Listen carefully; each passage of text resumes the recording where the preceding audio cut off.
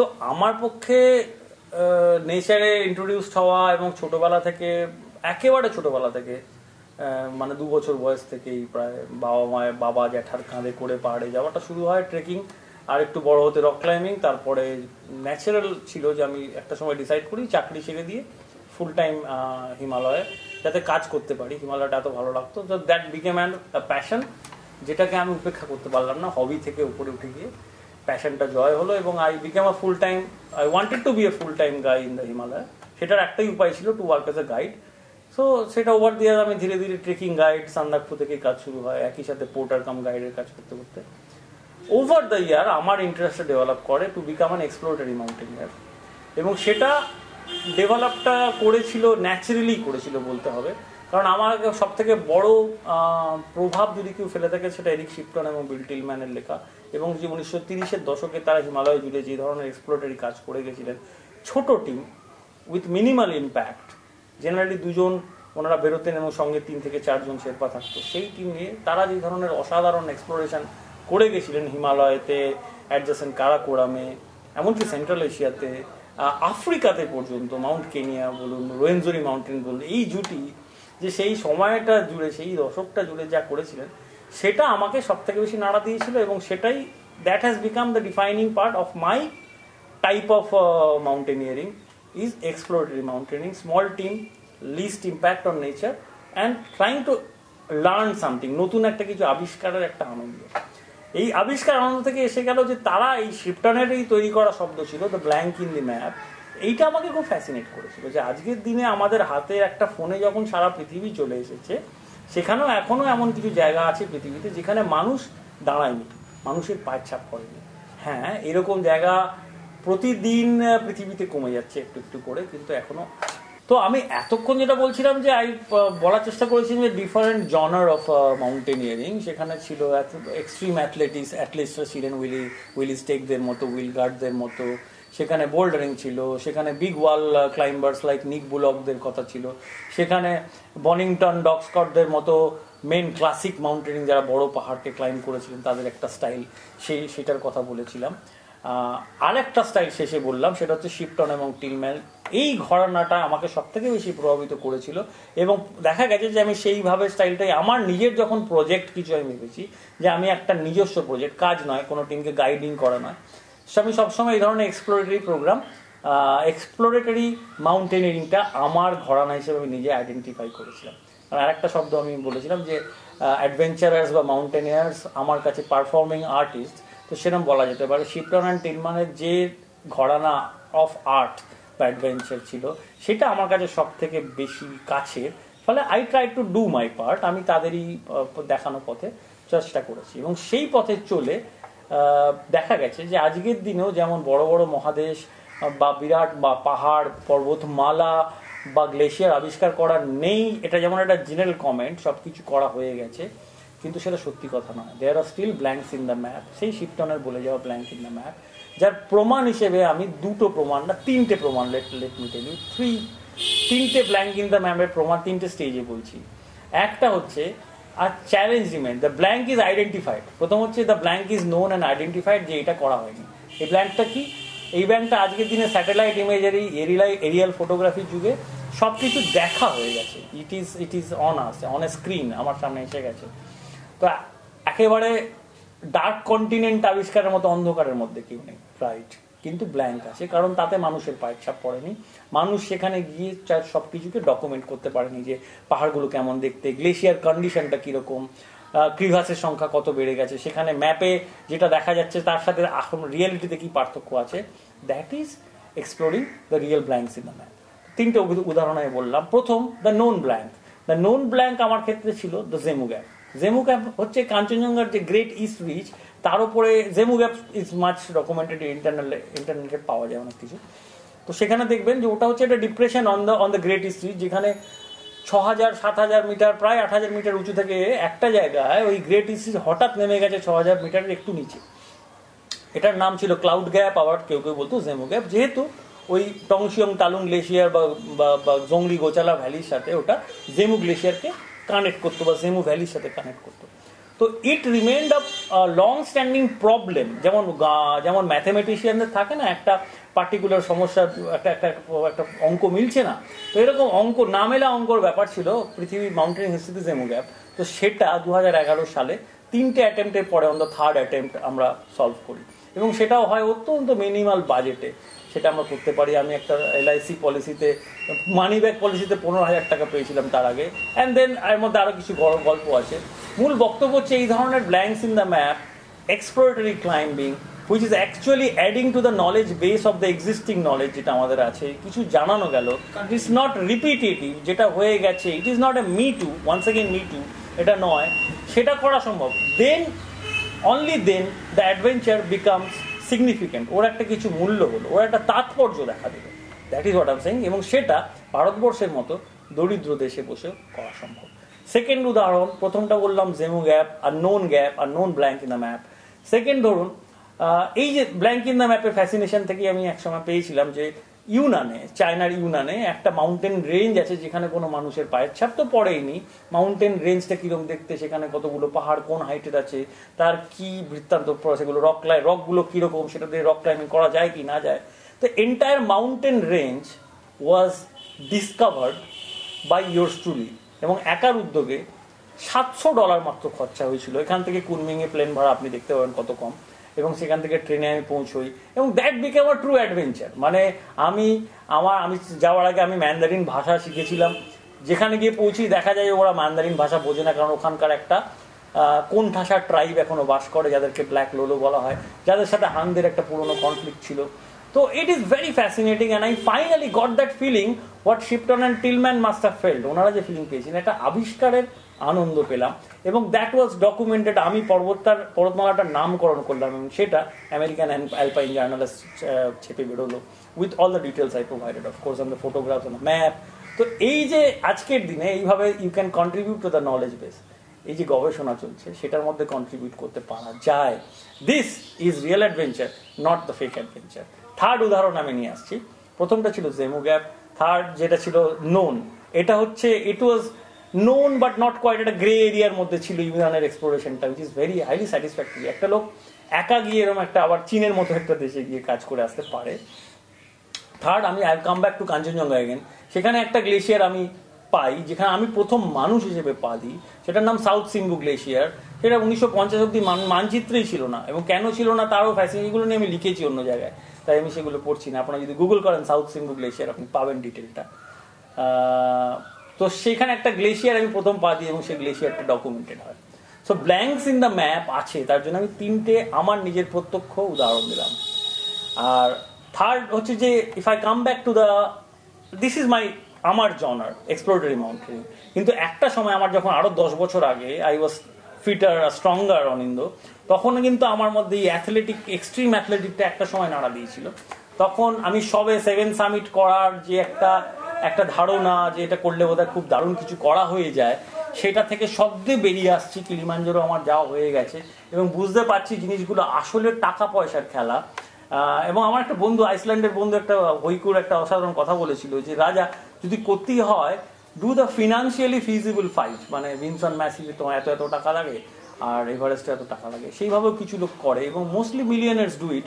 Y are you Indians doing it? তোমাদের এত ভয়ঙ্কর চ্যালেঞ্জিং হিমালয় পর্বতমালা রয়েছে, যেখানে অর্ধেক পাহাড় এখনো, কেউ অর্ধেকের বেশি পাহাড়ে লোকে এখনো ওঠেনি, আনক্লাইম মাউন্টেন্স। ইন্ডিয়ানরা কেন ওটা করছে আমরা বুঝতে পারছি না।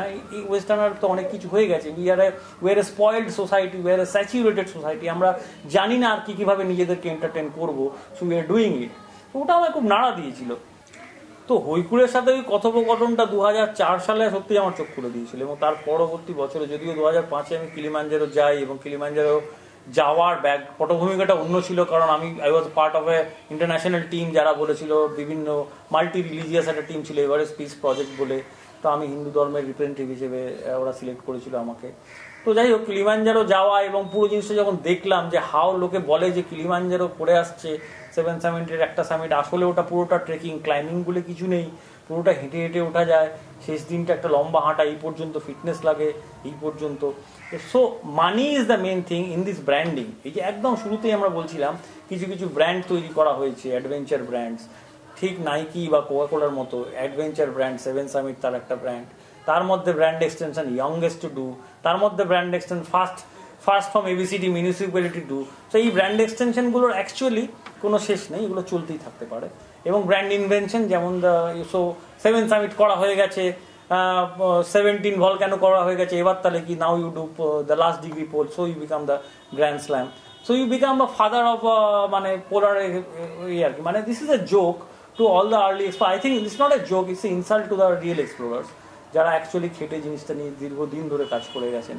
আজকের দিনে just because you have the money you can do this. তো যেটা আমেরিকান একজন সোশিয়ালাইটেড ড্রয়িং রুমে হওয়া উচিত ছিল, সেটা আমার থার্ড ওয়ার্ল্ড ভারতবর্ষে, যেখানে 200 টাকার রোজ মানুষ রোজগার করতে পারে না, যেখানে মানুষ না খেয়ে মারা যায়, সেইখানে নিউজ পেপারে বড় করে ছাপা হয়। That I find very insulting and very hurting, খুব খারাপ লাগে। সেইখান থেকে স্টিরিওটাইপ, সেই সিঙ্গেল স্টোরির গল্প, ভুল স্টোরি রচনা হওয়ার গল্প। Coming back to my own journey, সেটা হচ্ছে যে যেটা বলেছিলাম, শিপটন স্টিলম্যানের ঘটনাটা আমাকে বেশি প্রভাবিত করেছে এবং সেটাই আমাকে চালিয়ে চলবে ফর দ্য নেক্সট, আমি যতদিন পাহাড়ে যাব। তার পাশাপাশি একটা সময় যখন 10 বছর আগে I was very active in climbing, আমার মূলত মাউন্টেন গাইডের কাজ করতাম, মাউন্টেন গাইড ইউনিট কোড, যেটা আমি কোনোদিন সার্টিফাইড মাউন্টেন গাইডিং করে উঠতে পারিনি, কারণ ইউআইএজিএম গাইডিং বা এএমজি এর গাইডিং যেগুলো আমেরিকা থেকে হয় বা আউটস থেকে হয়, সেগুলো আমার হয়ে ওঠেনি, কারণ তাতে যে ব্যাপক সময় এবং অর্থের প্রয়োজন, অনেক টাকার প্রয়োজন, সেটা আমি কোনোদিন দিতে পারবো না। So I was self learned, আমি নিজে নিজে শিখেছিলাম এবং বিভিন্ন জায়গায় আমার সুযোগ হয়েছিল আলপসে গিয়ে বা ইংল্যান্ডের বিভিন্ন জায়গায় ক্যাম্পে অংশগ্রহণ করে to learn the craft and to master the skill more. তো সেই থেকে আমি করতে পেরেছিলাম, এখনও করে চলেছি। Probably in my last year যখন আমি অ্যাকচুয়ালি গাইডিং করবো, আর বেশি দিন করবো না। তো সেই সময় লং স্টোরি শর্ট, আমার মনে হয়েছিল আমি খুব fit, I can go to that জনার যারা এই স্পিড রেকর্ড করে। তো আমি এক সময় নাম লিখিয়েছিলাম যে এলব্রুস, ইউরোপের হাইয়েস্ট মাউন্টেন, সেখানে একটা স্পিড ক্লাইম্বিং কম্পিটিশন হয়। সেখানে বলেছিলাম যে এলব্রুস একটা বোরিং পাহাড়, হেঁটে হেঁটে ওঠার মধ্যে কিছু আনন্দ নেই, চ্যালেঞ্জ নেই, so let us do part of a race. এতটা আমার ইগো ইনফ্লেটেড হয়ে গেছিল, তো এটার জন্য আমি নিজেকে বাহবা দিই না, কিন্তু করেছিলাম অনেকটা সেই হাতি ঘোড়া গেল তল, মশা গেল কত জনের মতো। তো যখন once I committed myself, I realise যে এটা কতটা সিরিয়াস ভেঞ্চার। যখন আমি ইন্টারনেটে ফলো করা শুরু করলাম, মনে রাখতে হবে ঘটনাটা 2008-এর, তখন এরকম হাতে হাতে স্মার্টফোন নেই, এত চট করে সব কিছু জানা যেত না। তো সেই সময় ট্রেন্ড মাইসেলফ অন মবলা আমি সোলো ক্লাইম্ব করি 2008 সালে, এবং মবলা ক্লাইম্ব করে আমার মনে হচ্ছে সামনে থেকে একটা ট্রেনে ধরে আমি ফ্রাঙ্কফুর্ট এসেছিলাম, ফ্রাঙ্কফুর্ট থেকে আমার মস্কো ফ্লাইট ছিল, বাকিটা ওই এলব্রুস রেস কমিটি ওরা একটা ট্রেনের টিকিট ফিট করে রেখেছিল, then you are taken to the foothills of Elbrus, Caucasus পর্বতমালায় নিয়ে যাওয়া হয়। এবার সেইখানে ছিল কি একটা রেস, এবং তোমাকে 3800 মিটারের মোটামুটি জংরির হাইটের থেকে এলব্রুসের ওয়েস্ট সামিটের হাইট হচ্ছে 5642 মিটার, এটা অ্যাকচুয়ালি দৌড়ে উঠতে হয়। এবং এটাতে এখন অবধি রেকর্ড হোল্ড করছেন আনাতলি বুকরিভ, 2 ঘন্টা 12 মিনিট বা 7 মিনিটের এখন অবধি ওনার রেকর্ড রয়েছে, সেটা আজ অবধি কেউ ভাঙতে পারেনি।